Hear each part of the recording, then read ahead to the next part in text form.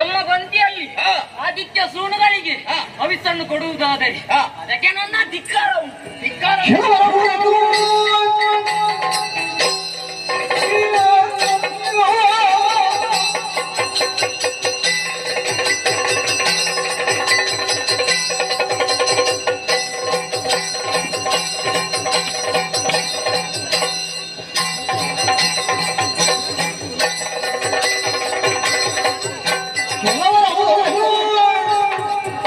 ಕೆಲವರ ರುಚಿಯಿಂದ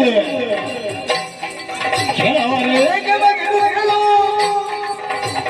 ಕವಚ ಹೊರಟು ಸಭೆಯವರೊಡನೆ ಒಂದು ಬಳಿಕ ಕಳವಳಿಸಿದರ ಮುಗಿದಂಗೆ ಅಮರೇಂದ್ರ ಮೋಹನ ಹಾಗಲ್ಲ, ಮೃದುವಾದ ಮೋಹನವಾದ ಮಾತು ಬೇಡ, ಸ್ವಲ್ಪ ಜೋರ ಬೇಕು ಅಮರೇಂದ್ರ. ಇನ್ನು ಮೇಲೆ ಹೆದರ್ಬೇಕವ್ರು.